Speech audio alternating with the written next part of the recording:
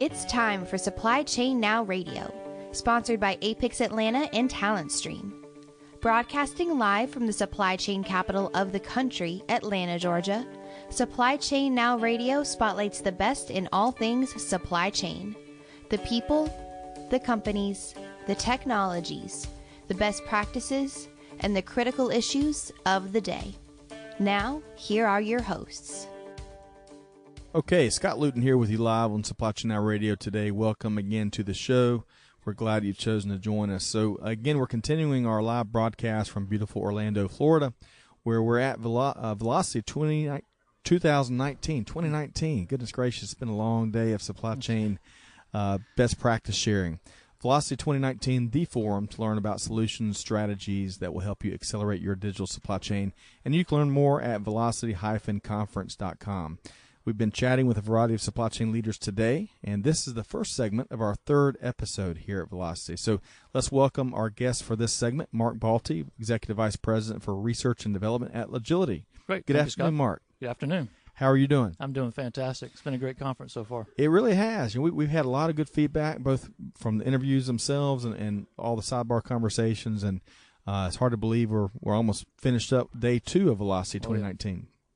So now, where did you travel in to Orlando from Atlanta? From Atlanta, Georgia. I'm a native of Atlanta, Georgia, born and raised there. And as we were sharing our Braves experiences before we went live here, and also you're a big soccer fan, football fan. I am, big football fan. So as we were talking offline, I've been playing soccer since I was about 5 or 6 years old.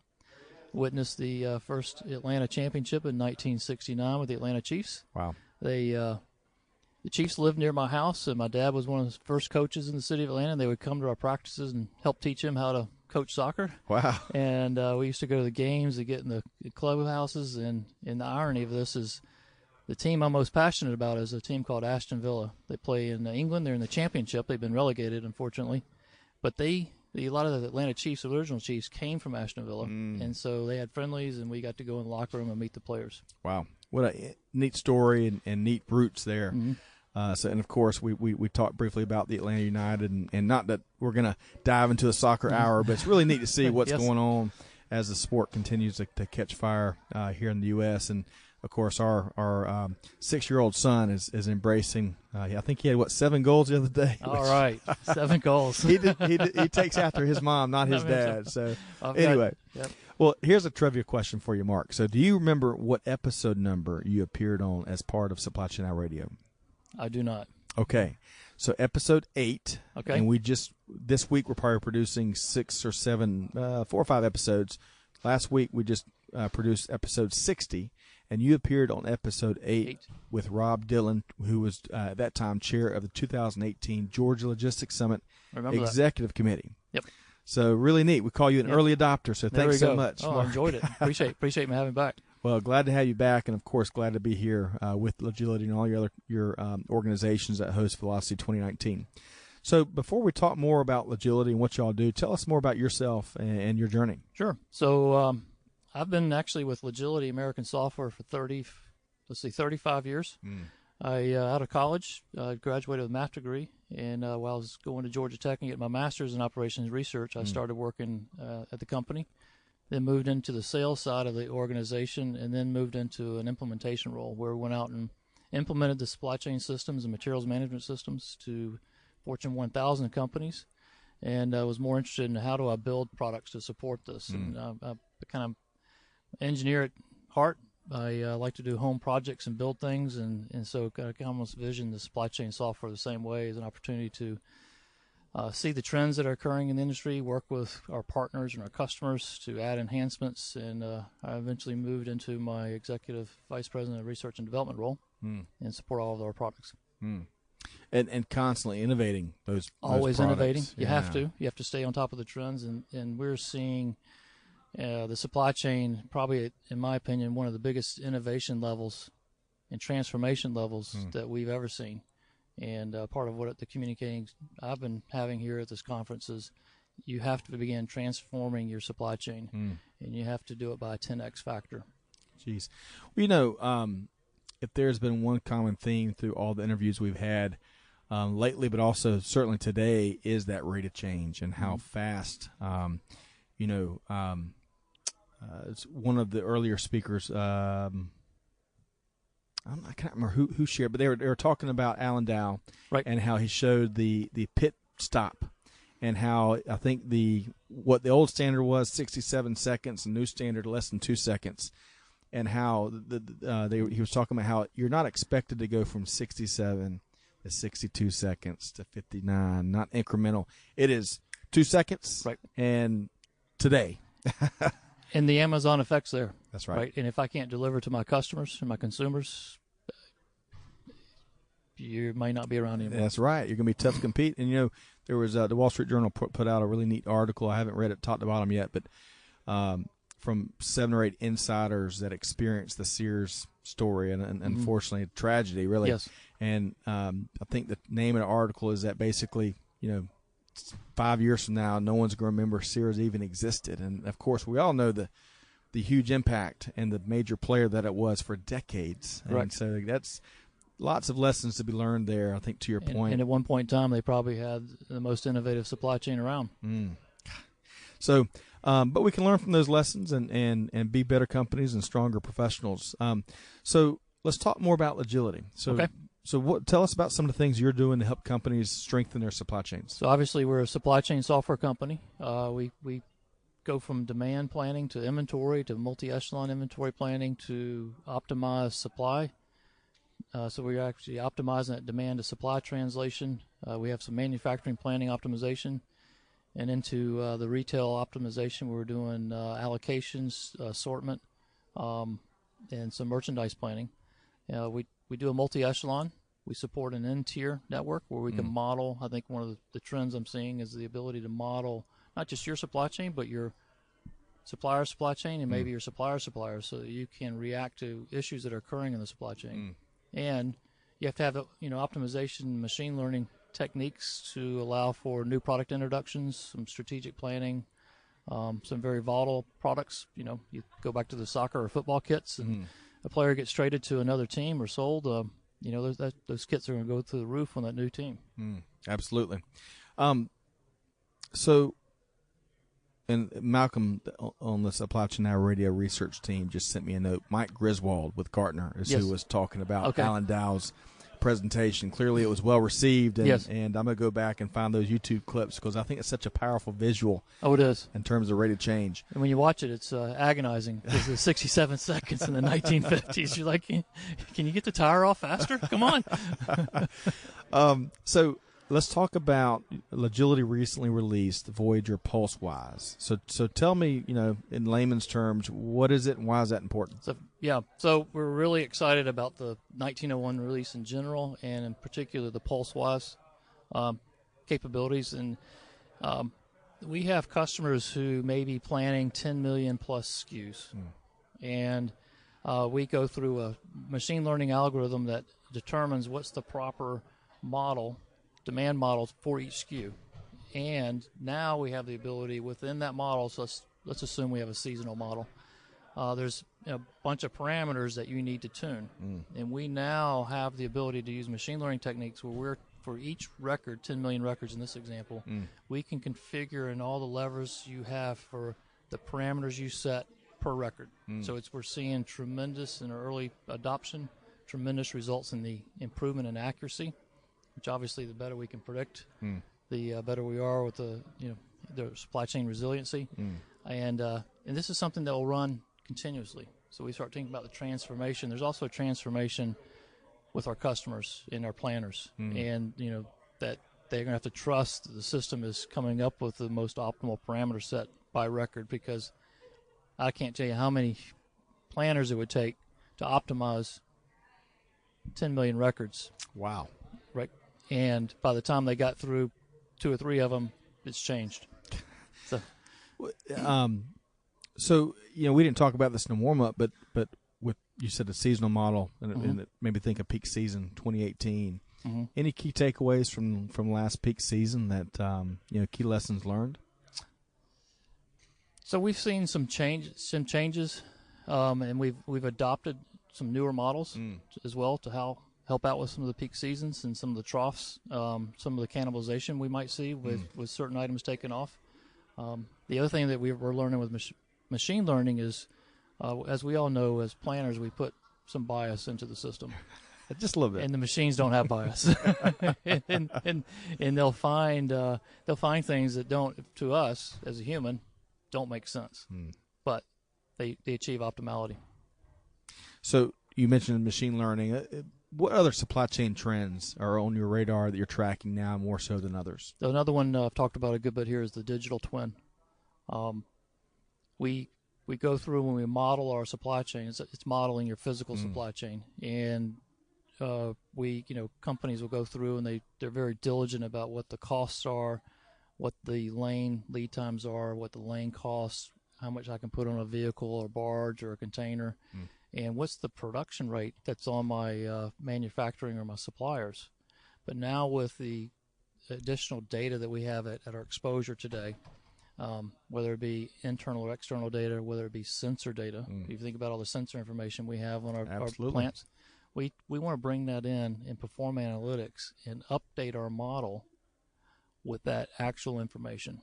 And we're seeing, again, early adopters, much more predictability in the plan, where, nothing against people who are giving us the information before, but a lot of times their best guesses are tribal knowledge. Sure. I think I can produce 10,000 jerseys in an hour, and we find out it's less than that, and all of a sudden your plans are a little bit out of whack. So I think with the digital twin in place, then you have a platform to apply machine learning techniques and artificial intelligence and so forth. You mentioned sensors, and we talked with Ann Gracken this morning. We were talking a little bit about some of the clothing retailers that were putting sensors into boots and coats and collecting usage data and analytics, really. That is such a really neat concept. That is. And you're getting so close to, how things are literally, in the most accurate definition of that term, being used. Yes. And then factoring that into how you design it, probably how you sell it, how you, when it might wear out. Yeah, Right? exactly. If I'm wearing my shoes every day, I can do some analytics to know when they might wear out, and therefore I might want to be planning on stocking the shelves with that same type of shoe. Unbelievable. What anything else before we move on to talking a little more about the Velocity Conference? Any other trends that you're keeping your finger on right now? Another trend I'm keeping my finger on is we call multi-horizon planning. And going back to that digital twin, you have it. Companies are always having some strategic planning occurring, mid to short-term planning occurring, and execution planning. And we feel it's important that those three planning phases need to be working in conjunction with each other. They need to be planning off the same set of data, and then we can apply some algorithms so that we can learn over time. So I have a strategic plan, and we want to learn where we may have had issues in that plan, and when we move into an S&OP process or into the execution phase. Well, there's a lot to keep tabs on. There is. There is such a lot. But, so some of the common threads that we've had in recent conversations is, while technology and supply chain innovation, that gets a lot of the attention, probably the majority of the attention, certainly the majority of investment dollars. Right. And, that's the shiny object. Still, you've got to have the blocking and tackling, the traditional things you've got to do that to make supply chain successful. And while, there's a lot of moving pieces in the 2019 supply chain, but still, you've got to put a plan together. You've got to know your customer, know what they want today, or maybe this hour. There's certain things that have to be done. Can you speak more to that versus, or that balance maybe between technology and tried and true? Yeah, as I was talking about it yesterday in my opening session, where we have, I've talked about continuous planning and letting the system create these parameters for you, where they're going to be more accurate. But what it's doing is it's freeing that planner up to put insights into the plan, because the planner knows what some of the business goals are, and they can begin running risk analysis against the plan. What's my demand to supply translation? How resilient is my supply chain? Frees them up to do more strategic, in my opinion, activities to ensure that we're in response mode to when we do have supply chain hiccups. Yep, I think that's a great example hearing you say that, where it frees up the time of these supply chain professionals to do more strategic and other duties and responsibilities. I think that's a good illustration of how technology isn't necessarily replacing jobs. No, it's not. But it's creating new opportunities for advancement for folks that are willing to learn and advance up through the ranks, right? Mm-hmm. Yes. Cobots is a term that's been out there. Augmented intelligence. There's all kinds of different ways. I think if you really look and you don't want to just buy into some of the surface level stuff we're hearing about, it's really enabling folks to succeed in supply chain and progress it through their careers. So let's shift gears a second. So Velocity Conference, and you've been to plenty of Velocity conferences, right? And they started in 1985. I want to say. Correct. Bill Harrison had shared that date with me earlier because Fred Tolbert has not missed one yet. He's okay. Which is really neat. But this week y'all had speakers from Aaron's, Briggs & Stratton, Johnson Controls, Cooper Vision, Coca-Cola. I mean, you've had a bunch of heavy hitters here that I'm assuming y'all do work with most of these world-class leaders, but they're also here sharing their learnings, in some cases very frankly and authentically, and sharing the good, the bad, and the ugly, which helps everybody here. It does. Big shout out to the customers because it's with that collaboration we have with them. I thank them for what the collaboration we've had before, because they're helping us drive the innovation into the product, and they're giving us more information this week that we will use and leverage as we drive into the product. And then they collaborate with each other. They talk to each other, share stories, and actually, it was interesting. I just got out of the executive roundtable, and the question was, is anybody using the droids? Drones. Drones. And got Star Wars on my head. And I do too. Our kids. So, and somebody spoke up and said, well, we're thinking about putting them in a warehouse. And another person spoke up and says they have drones in their warehouse that do flybys, and they can identify empty bins very quickly, and it'll pay for itself. And it's just something it was a very simple 30-second conversation that these other companies have been able to pick up and leverage and go back home and, put together a proposal and explore. Mm-hmm. Yeah, absolutely. Raising the bar. Well, so beyond Velocity Conference, what other trade shows are on your? So I'll be attending the Gartner Conference in May. Phoenix? Phoenix, yep. That's the current one, and I'll be visiting with some analysts over the summer or early fall. Fantastic. And how can listeners get in touch with you or learn more about Logility? They can look at Logility, www.logility.com, and if they want to get in touch with me personally, it's mbalte, that's B as in boy, ALTE, at logility.com. Or they can come check out Atlanta United game. Exactly. I'll be happy to attend a game with them. But your favorite team? Ashton Villa is my favorite team. Ashton Villa. Okay. Yep. Fantastic. Well, Mark Balti, Executive Vice President for R&D at Logility, thanks so much for joining us here today.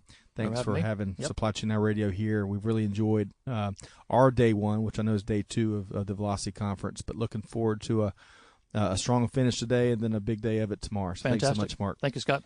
All right, so to our listeners, stay tuned as we'll be continuing to interview a variety of supply chain leaders like Mark as Supply Chain Now Radio continues its coverage of the Velocity Conference 2019 here in Orlando. You can find all of our interviews at supplychainnowradio.com, iTunes, SoundCloud, Google Podcasts, soon to be Stitcher in the next few days. Thanks again for joining us, and we'll see you again on the next segment.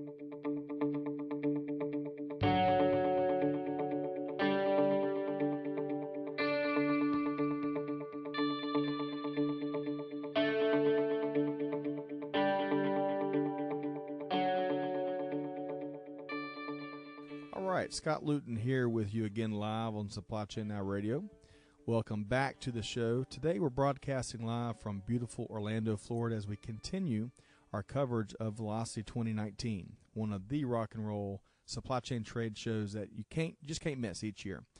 We've been chatting with a variety of supply chain leaders today. This is the second segment of our third episode here at Velocity. Holy cow, it's been quite a day, which is today's day two of Velocity 2019. So let's welcome this segment's featured guest, Mark Burstein, President for NGC. Mark, how you doing? I'm doing great, Scott. How are you? We're glad to have you here. Good to meet you this morning, and glad to have you sit down with us for an interview this afternoon. Thank you so much. So now where did you travel into Orlando from? I drove up from Miami Beach, where I live on the weekends. Okay.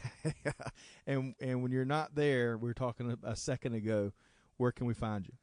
New York, L.A., D.C., Boston, Chicago, Dallas, Hong Kong, Paris, wherever business calls. Saving the world's supply chains one at a time, right? You got it. So before we dive into NGC, tell us more about yourself and your journey. So I went to University of Florida. From there, I went to Emory for my graduate degree, and I started working for Andersen Consulting, which is now called Accenture. Mm-hmm. And I was working 120 hours a week, and my dad started a lingerie company. And he called me up. I'm 24 years old. Do I want to sell ladies' lingerie in Manhattan? I said, sure, I'll do that. So I moved up to Manhattan for a few years. I met my wife. We moved back down to Miami, and I got into the apparel business. So we were opening up factories in Mexico during NAFTA, and we were doing business with companies like The Limited, Ann Taylor, The Gap, JCPenney. And one day I needed some work for the factory, and I went up to Limited, and they had 1 million units. I told them I need that order to keep the factory busy. And they showed me, Mark, here's your price, and here's where China is landing it from. And I said that price that China's landing it from is $1 less than my direct cost to make it. And they said, we know, that's why we can't give you the order. And next week I closed up my business because I knew I couldn't compete with China. So I joined NGC in 2002 to take advantage of this growing proliferation of people sourcing out of Asia, started developing software to help them do so. And so for over 35 years, your firm has been delivering innovative solutions to fashion brands and retailers. Seems like they've been able to take advantage of your experience and expertise in these sectors. So tell us more about NGC and the services that you provide. So that's true. NGC was started in 1982, and the owner of NGC at the time had factories in Haiti, and he wrote the software that ran the factory. So it was an ERP system to manage accounting and inventory. It was a shop floor control system to manage production. And then when that factory closed, he took the software and started NGC, and it was just mostly local, but then it started turning regional as there were a lot of manufacturers back in the day. And then this factory started going overseas. People didn't want to own factories anymore. They wanted to just buy product. So we wrote a software that tracked from the time the PO is issued to the time the finished goods come back from the factory. So it gave full visibility into the supply chain. It was one of the first applications on the internet. So we could see what was happening with the production. It didn't go into a black hole. And that's really what launched the company. Well, and from that launch, it seems like the company has just thrived and you've grown quite a bit. Tell us about moving forward, your vision as president. What's your vision for the firm? Well, with that product that we originally built called ESPS, we wrote a product development piece called a PLM system on the front end.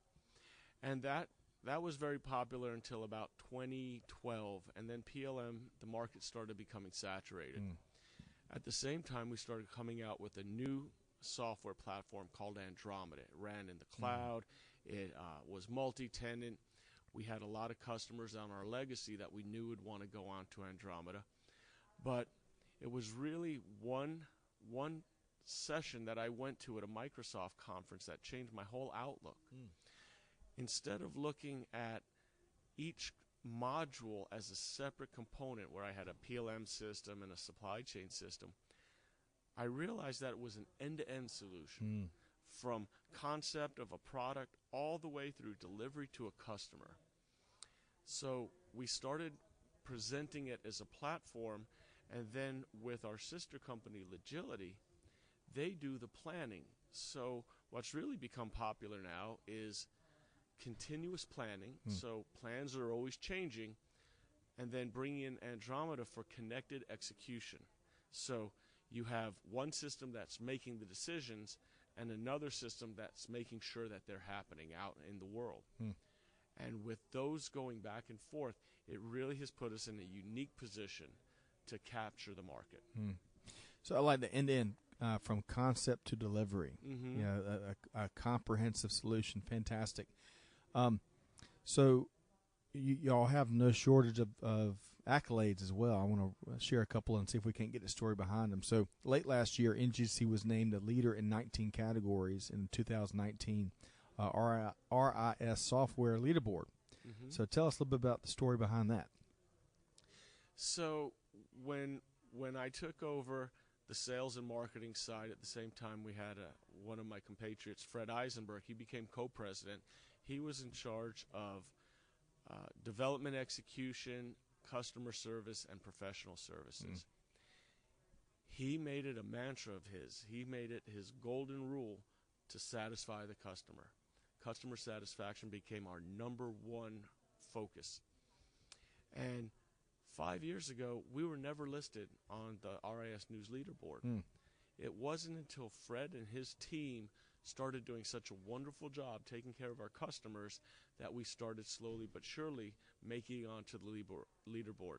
At this point in time, we're always listed in the top 10. And the leaderboards, on average, they interview 500 or 600 users of different software applications, and they only display the top 10. So I'm very proud of that. Yeah, it's not it's not just a blue ribbon, popularity contest. They're diving down deep, talking to the folks that you're doing business with, and really giving those accolades to the folks that deliver. Correct. Yeah, that's correct. So shifting from organizational accolades, let's talk about something that you were bestowed, Supply and Demand Chain Executive Pro of the Year, not Pro to Know, Pro of the Year from the collection of folks they recognize. You stand out above it all. Right, and that was really a surprise to me, and I really, again, have to leave it up to the team. They really earned it. I remember laying in bed in Hong Kong, and I was having jet lag, and I was laying in bed like at 3 in the morning, and I got an email saying that I won Pro of the Year, and I really didn't know what that meant until I remembered that they had nominated me for Pro to Know, and then they interviewed me, and it was really based on the vision for what I call a cognitive supply chain platform. We talked a little bit about how our Andromeda execution solution can integrate with planning and optimization systems. Now you start throwing in artificial intelligence that can help make those decisions. And once you start seeing the convergence of blockchain and IoT coming in, really there's too many options for a human being to make a decision. Right. I was presenting the other day to a really large fashion brand, global fashion brand, and I showed them a slide that had so many decision points on it. They have a big office in Hong Kong. I said they could hire half a Kowloon, and that won't get them to where they need to be. The system has to be intuitive and help make those decisions. Fantastic. Pro of the Year. What a neat recognition. So let's shift gears a little bit here, and you've touched on some of the probably some of the supply chain trends that you're all tracking, but if you had to boil it down to 2 or 3 priority items that you're tracking more than others, what would some of those be? I would say the biggest current initiative is vendor compliance, because you need to know your vendors are sustainable, they're helping the community, they're helping the world, they're hiring a diverse employee base, they are supporting the communities that they live and work in. So that's been one big, and everybody is concerned. I don't care the size of the company. So we have customers that pride themselves on being good corporate citizens. Do you feel that there is more contingency planning now than there was even just a couple of years ago? Contingency from what aspect? Just different scenarios, natural disasters to supplier risk mitigation to the unforeseen things that come up in supply chain. Oh yeah, 100%. Because there's so much visibility and there's so much demand for success. The fact that we have a hurricane in Miami doesn't mean that I can't support my customers. So we have disaster recovery sites. Everybody has dual sourcing. One of the big issues that's happened over the last 6 months has been the fear of tariffs on Chinese product. So I was in an event. I'm on the board of the AAFA, the American Apparel and Footwear Association, and I'm on the planning committee for the Executive Summit. And for the last 6 months, all we've been talking about is everybody's coming in and going to talk about what's happening with tariffs. Right. And 2 weeks before, I guess, Trump met with the Chinese leaders and said, I don't need to do any tariffs. So that whole premise fell through the roof. We lost about 3 of our presentations because it didn't matter anymore. And we'll see. It could come back tomorrow. Well, so I got to give a shout out to Will Haraway, who's part of one of our co-hosts for our hashtag Supply Chain City series on Supply Chain Now Radio. We're really focusing on Metro Atlanta. And he's been banging the tariff drum. It's one of his favorite topics to talk about. And for a while, to your point, that was headlines daily. And, we've all had, and I know with your client base, I had meeting after meeting with manufacturers that didn't have that certainty, and they were trying to issue price changes or not issue price changes. What do we do? So hopefully we get more, go ahead.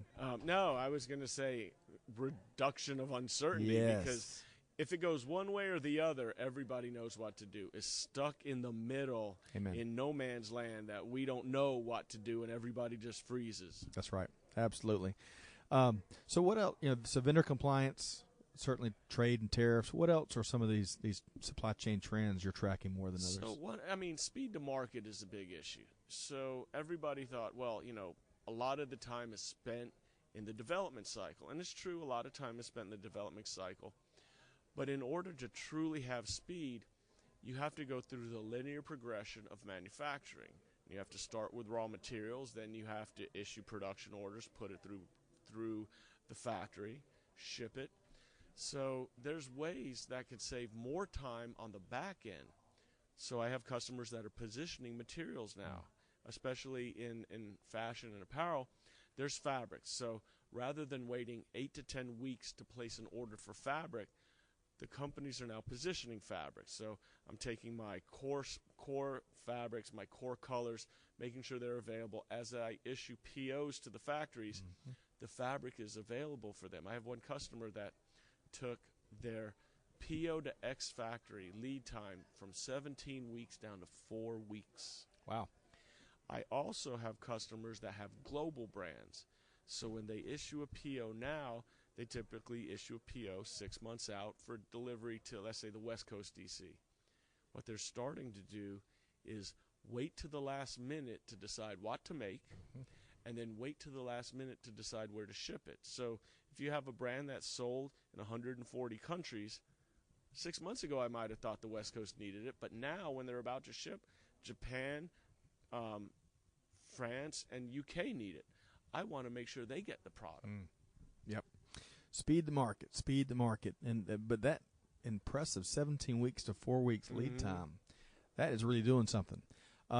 So let's shift gears once again here. So NGC, of course, is one of the hosts of the Velocity Conference. I'm sure you've been to numerous of these. What's your favorite aspect around an event like this, the Velocity Conference? It's got to be meeting with our customers. I mean, everybody that comes, we're so happy with our customer base, and they're equally as happy with us, that it just becomes a really great way to express what we're doing and how that dovetails into their needs.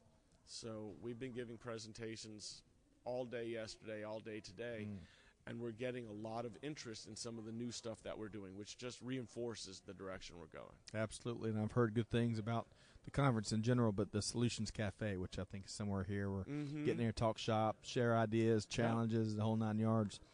What other trade shows are on your radar this year? Well, the NRF was really big, so we were out there. We had a lot of traction, and the AAFA, the Executive Summit, we had 200 leaders of the largest fashion companies in the world show up for this, and it tends to be more of a networking event also. I believe that I'm going to do the Product Innovation event, which is in New York, and then, of course, one of my favorite events is the Sourcing Journal annual summit, which is in New York, and we tend to be the diamond sponsor of that, and we know the publisher of the magazine and website, and we have a really great relationship. Fantastic. So, Mark, how can our listeners get in touch with you or learn more about NGC? Oh, that's easy. They could go to our website, which is ngcsoftware.com. They could email me anytime they like. My email is markb, M-A-R-K-B, @ngcsoftware.com. And our phone number is 800-690-0642. Love that. So we've been talking with Mark Burstein, president of NGC, and thanks so much, Mark, for sitting down with us. We wish you continued growth and success with your firm. Thank you so much, Scott. You bet. Appreciate it.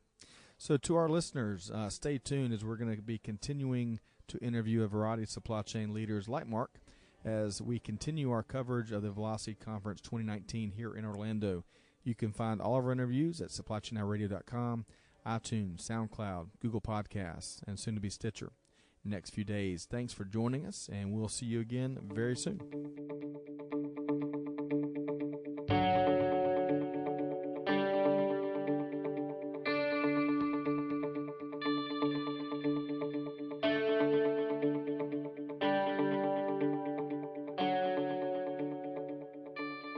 All right, Scott Luton here with you live on Supply Chain Now Radio. Welcome back to the show. Today we've been broadcasting live from beautiful Orlando, Florida, home of Velocity 2019, one of the rock and roll supply chain trade shows that you just can't miss each and every year.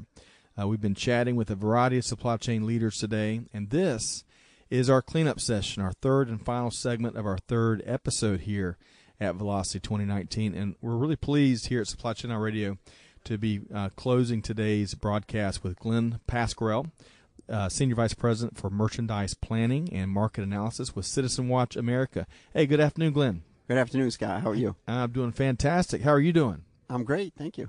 What a day. This has been day 2 of Velocity 2019, and it's been, at least on our end, between what we've experienced and the feedback we've gotten, what a great event thus far. Very exciting. A lot of different presentations, companies, industries. Always great to meet new people. Absolutely. And yourself, too, Scott. Well, Glenn, and vice versa. And vice versa. I'll tell you what. And I know you're not presenting here, but you present quite a bit. We'll talk, maybe take a little deeper dive into one of the upcoming events where you are presenting. But so where did you travel here from? So I flew in from New York. Okay. And that's where you live and work, right? I live right outside of New York. We are in the Empire State Building. A few floors below the observation deck. Wow. No, we're on the 29th floor. But we have a good view anyway. Still, what an American icon, and to work in a building like that, it's got to be just, I bet folks are asking you stories all the time. Yeah, I mean, I work for a watch company, so we go to Basel World every year in Switzerland. And a few years back, Bulova advertised on the back of the Basel World magazine an iconic picture of the Empire State Building, and poof, before you know it, we're in the same building. Wow, that's fantastic. So Citizen, Bulova, we're all together now. One big happy family. One big happy family. So tell us more, before we take a deeper dive into Citizen Watch America, tell us more about yourself and your personal journey. Oh, yeah. I guess I started off as a forecast analyst way back when for Warner Lambert, their consumer healthcare division. And then got into a great company years later, VF Corporation. Yes. I'm a stock owner as well as. Well, so we're based in Georgia, yeah. And I think VF's got a plant. Is it VF or ZF? Did you say VF? Okay. So it's Vanity Fair Corporation. They're huge. They're probably 13, 14 billion today. They were less than 2 billion when I worked there. They have Imagewear, intimate apparel division, jeanswear, Vans, North Face. I know you know the brand, Scott. Absolutely. All of them. In someone else's closet. Oh, okay. You're pointing towards your wife. That's right, okay. Yeah. To our listeners, thank you, Glenn. My wife, Amanda Luton, has been down here with us. Nice to meet you, too, Amanda. She's been basically our producer today and tomorrow, so that's neat to have. But, yeah, so your background comes from those strong brands. I'm sure that serves you well with a company like Citizen Watch America, right? Sure. Yep. Sure. I mean, I think there's a lot of connections between apparel, the speed and the turnover, and watches, which are essentially like jewelry, or there's a fashion piece to it, Absolutely. Absolutely. So how long have you been with Citizen Watch America? 2005, so over 13 years. Wow, okay. Yeah. Time flies when you're having fun, right? Yeah. And so before we talk about some of the things that has been going on, some of the opportunities that you've probably been navigating through, tell us more about the company itself. Yeah, so when I started 13 years ago, we were a Citizen Watch Company of America, and that was Mexico, the UK, Canada, and the US obviously as the biggest piece of that. And we're the same today, same markets, but we have a multi-brand approach. So like a portfolio of brands that we're building, kind of like a Fossil. Or, I love my old company, VF Corp. Sure. Always want to plug them.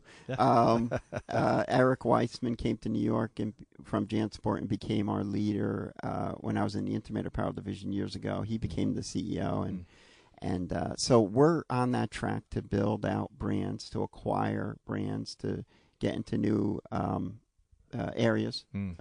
Jewelry, one of them, and clocks, and so there's a lot of things going on. Well, so you've referenced your former company, VF, a good bit. What are is there a key lesson or common thread that your time there really taught you that you've been able to apply with your current organization? Yeah, I'm glad you picked up that. No, it was a good foundation for the challenges that I would face later on, and the similarities in a good foundation I got in planning, how to approach forecasting, how to approach obsolescence, how to approach complexity, and more so today because of all the disruptions in our market. And you probably heard of a thing called smartwatches, and the market itself. Amazon has been quite a disruptor. Who's that? It's with an A, Scott. So some of the complexities that there's so much to digest in today's modern supply chain, but there's also been some growing pains. I know Citizen Watch America's gone through some restructuring, growing pains in many ways. Talk to us about that a little bit. Oh yeah, really growing opportunities. So I mentioned before we acquired Bulova probably 8-9 years ago. And never fully integrated them into one company. So now we're in the same office. We have chief merchandiser, marketer, finance, operations that oversee all the brands. And I think that's ultimately a good thing. We're doing learning, what's the best practice, which side has the best approach. Sure. Same thing in planning, looking over the wall to see what the other guys are doing. Absolutely. And we have agility, so I feel pretty confident. Well, you should. Yeah. We love agility around here. Well, when you go through some of the acquisitions, and you kind of alluded to it with you said peering over the cubicle or into the next office. How do you when even if you didn't integrate the operations and supply chain, how are you able to share and proliferate best practices so that this island of excellence is sharing what's working for them with their colleagues in one division over, so to speak? Well, I'm very outspoken. Okay, you got to start somewhere. No, seriously, because when you have organizational change at that level, sometimes the reporting on both brands can be different, and the roles and responsibilities can be different within. So it's been a real educational period from last October to the present to learn about how they approach planning and how they're different than we are, and in part to meet with them very often and build the case from the planner up. Building the case from the planner up. That might be a T-shirt. You know what I mean, right? Yeah. Like before we moved ahead 5 years ago with Agility, I had to know that the forecast analyst and the director was on board. Because they were doing Excel spreadsheets and they were like everyone. And I said, well, I'm not going to take this step without you, so you have to take it with me. And that's really important because they're going to be in the system every day, all day. I'm going to be running my reports and at a higher level, so you need that support. Yeah. What's there's an old saying, instead of applying the change to your team, they're part of building the plan, so they're much more engaged, and you're able to move forward much more effectively and successfully and sustainably, probably, right? So let's shift gears a little bit here. What are 2 or 3 current supply chain trends that you're tracking more than others right now? Well, I'll start with the market, maybe, if that's all right. Yeah, sure. So we have some big disruptions in our market. We're the number one mid-price watch brand. And so if you run, we have a syndicated data company we work with called MPD. They provide us market share data on our competitors and us. And so when you're number one for a long period of time, you're a big brand. And you have big brand problems sometimes. Big brand. Yeah, which is like if the category is being disrupted by other wearables like smartwatches, hybrid watches. I mean, even the consumer dollar being spent on experiences and they're not going to buy physical as much as they would, and so you need to be smarter because it's more complex.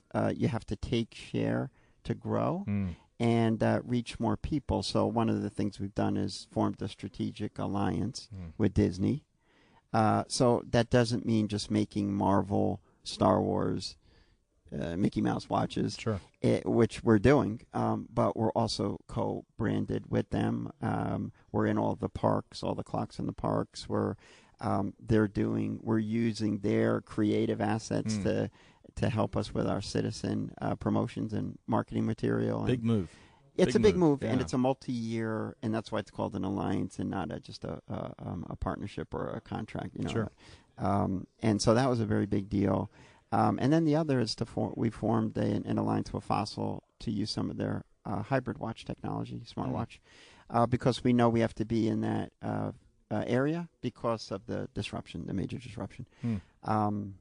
And I guess the other piece, as I mentioned, is how do you grow online with an e-commerce pure play like Amazon and protect the business you built over 30 years with your brick and mortar retailers.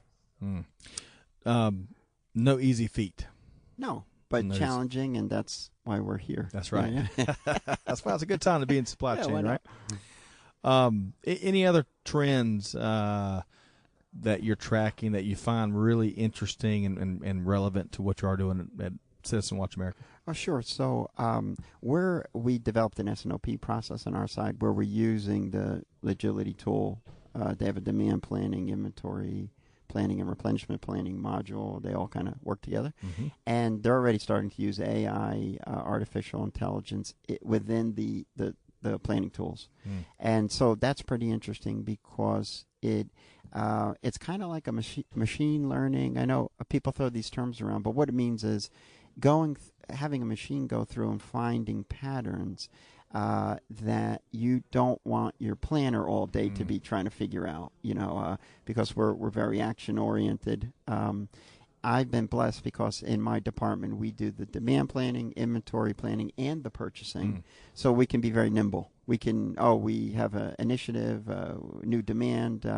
We just launched Disney, so we're tracking the sell-through by week, and then we can turn around and place an order immediately. So it's nice to have that luxury. A lot of companies don't have that, but it's under one umbrella, and so that AI piece is very interesting to me. Because it's going to remove a lot of the algorithmic, repetitive, where you don't have time to deep analysis, and allow you to the people to make more decisions. So it sounds like to me, if I can interpret what you're sharing, allow machines take on some of the decisions that they can make best, and it frees up your people's time to do more analysis, to do more strategic thinking, critical thinking. It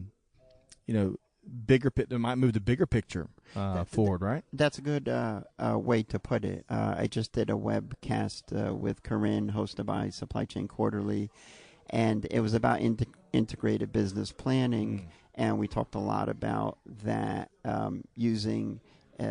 I always encourage forecasters, demand planners, to insinuate themselves in the strategic conversation that the organization is having about their brand direction, because you're in a really unique position where a lot of different pieces of data come together. And that's a good position to be in. Especially in 2019, we're in the data-driven age, right? I think all the best companies are data-driven. You could just go down the S&P 500. You look at like a VF, you look at a company like Coach, like Citizen. We're all trying to understand the consumer better, and then quickly translate that into something that's actionable. Yep. So, so as we've mentioned, first 2 days are basically over here at Velocity 2019. One more day to go. Is that just one more day? No, I have to go back to cold weather. in New York. That's right. Never just one more ordinary day, but one more day of warm. Should have stayed a few extra days. Still can. Disney, you could go build some more alliances. I don't know how my fiance would feel about that. Wow.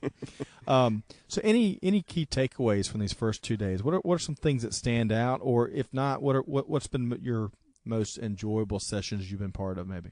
Yeah, well, just broadly, I think Alan has been, and Corinne, very inspirational about the focus that's being put on supply chain now.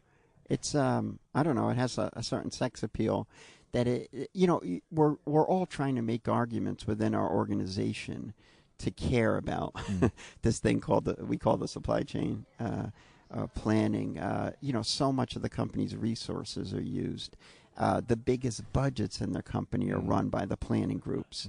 We don't talk about that. We talk about the marketing budget, and we talk, sometimes the focus is on those areas. So there's it's nice to hear that there's a lot of change coming and a lot more focus, and that to stay number one and to be successful, we have to do the same. Absolutely. Seat at the table. Unlike ever before, supply chain has a seat at the table. And more folks, one of the things that seems to be a common thread in some of our last several weeks of interviews is that consumers are certainly making the connection more and more now, where they understand what enables an Amazon or any of the other folks that can get you things same day or 2 days. It's the supply chain that makes it happen. That's right. And better yet, the reverse logistics, when they want to return something and they want to do so in the easiest manner possible, most convenient manner possible. None of that can happen without a supply chain team that makes it happen. That's right. And it seems like now we're starting to really, the average consumer that may not be, we all don't know what we don't know, right?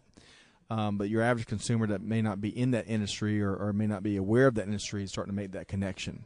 And it's neat to see. Having been in manufacturing and supply chain in my career, it's neat to see that happen. We're not a company. We couldn't walk away like a Birkenstock, or I'm sure there's other examples, from Amazon, because when you're so big, you have to go where the consumer's going. And so if I think NPD said 65% of consumers are now shopping in both brick and mortar and online. That number's going up. Amazon sales are maybe 10% of all retail sales in America. Wow. So it's double digits. And so how do you do that in a smart way? That's the ultimate question. Absolutely. Yeah. Absolutely. And not an easy question to come up with a simple answer either. So what other trade shows? I know one you're going to be speaking at, but what else is on your horizon from a trade show standpoint this year? Well, I'm going to go to the Gartner Supply Chain for the first time. Thank you, Corinne, for inviting me. Awesome. Fantastic. Corinne from Logility, Bursa. And I'll be probably talking about integrated business planning there too. Fantastic. And then, I don't know, the sky's the limit, I guess. You tell me, Scott, which one should I go to? Well, so we're partial, and I don't want to get out of ahead of my skis here, because we're going to wrap up this episode on some upcoming announcements, including some trade shows we're media partners at. But we want to get you, Glenn, we ought to have you come down to Atlanta, the supply chain city. We have no shortage of trade shows and no shortage of supply chain infrastructure and leadership and thought leadership. So we'll have to get you to Atlanta sometime soon. But you're going to be speaking at the Gartner conference in Phoenix, right? That's right. Fantastic. And you said you're speaking on integrated IBF? I'll probably do a similar presentation to the webcast, which is making better decisions faster. It's an integrated. It's really our S&OP approach and how our software and process helps us manage a huge budget. this is a completely out of right field. But yeah. what it keeps First of all, I don't think everybody knew you skied. You said I don't want to get ahead of my skis. So you're from Atlanta, but you ski. Okay. All right. poorly, very poorly. Like most of us. Yeah, so I ski about as well as I dunk a basketball. So Okay. that's an image for you. So are you an Office fan? This is kind of out of right field, but are you Sure. an Office? Yeah, Okay. yeah. So there's a great episode, and as hearing a lot of what you've spoken about today, making decisions faster, it keeps coming back to me. It's an episode where Dwight is taking on what he thinks is the new Malcolm and the research team is trying to give me a yes. Uh-oh. So Dwight, the salesperson, is taking on the new Dunder Mifflin website Okay. to drive sales. Uh-huh. And they go back and forth with a tick board, and it's the ultimate human versus machine episode. But kidding aside, that's kind of not that it's humans versus machine, because it's augmented intelligence and augmented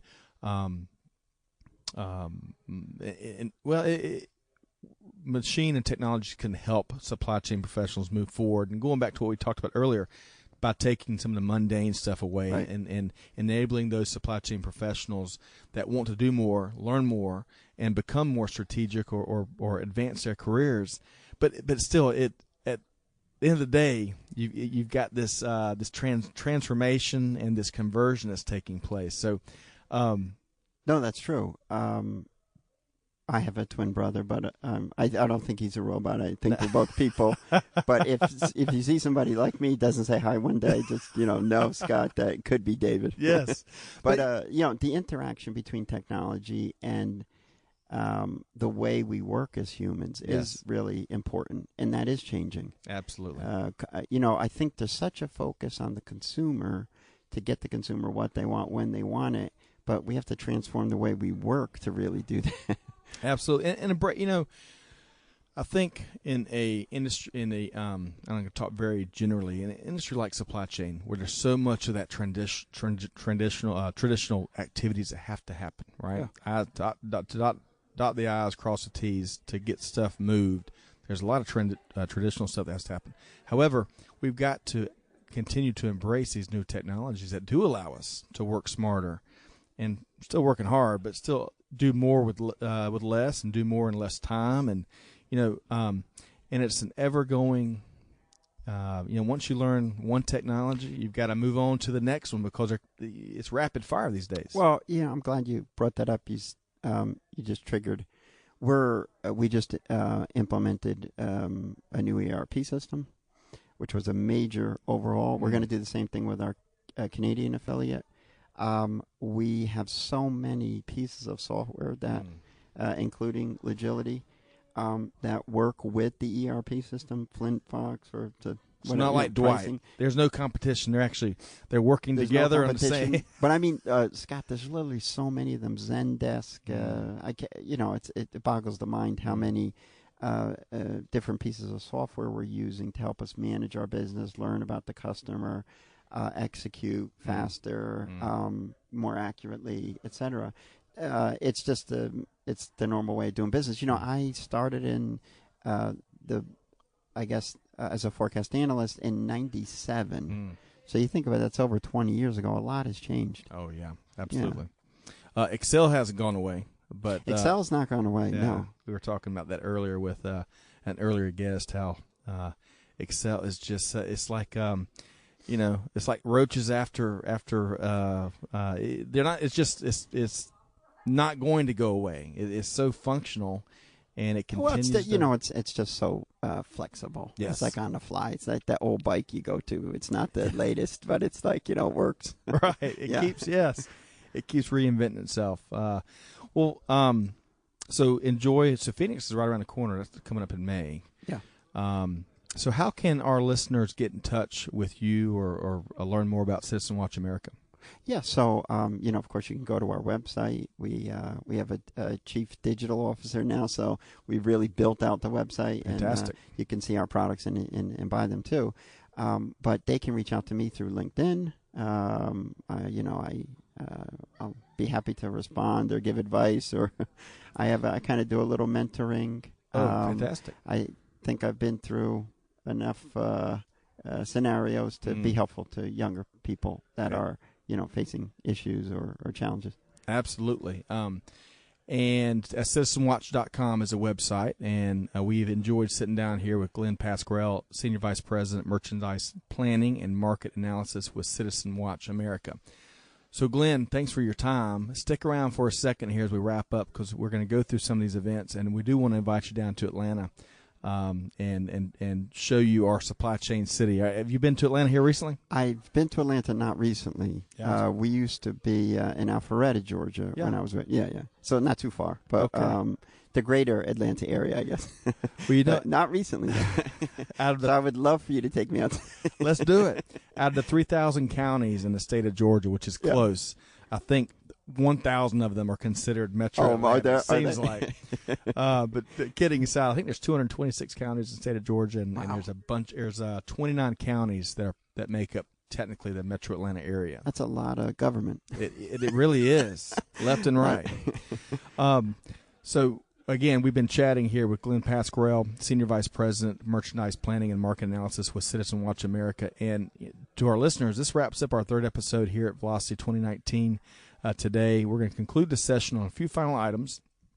Upcoming, if you're in the Atlanta area, or if you want to fly into the world's best airport to earn your supply chain certification, we've got our CSCP and CLTD boot camps through Apex Atlanta that are held at Georgia Tech. That kicks off again June 24th. We do those in the same, Glenn, we do this in the same week. We got 2.5 days for CSCP, 2.5 days for the CLTD. Some folks will fly in and go through both boot camps to be better suited for sitting for those exams through the Apex organization. So next up, E-Commerce Operations Summit. It's going to be April 9th through the 11th in Columbus, Ohio. We're a proud media partner. You can learn more at operationssummit.com. The Association for Manufacturing Excellence is going to be holding its Atlanta 2019 Lean Summit May 6th through the 9th. Speakers, plant tours, networking, all focused on the world of manufacturing. Again, we're serving as a media partner there. You can learn more at ame.org. We're a proud media partner of EFT's 3PL and Supply Chain Summit in Atlanta. That's a good one. June 10th through the 12th. Home run lineup of speakers: UPS, Land O'Lakes, Uber Freight, Cisco, DHL Supply Chain, many more. You can check out EFT.com for more information, or you can shoot us a note to scott@supplychainnowradio.com, and we will get you more information. We're broadcasting live from that event, and we've got a sponsor soon to announce, and looking forward to that.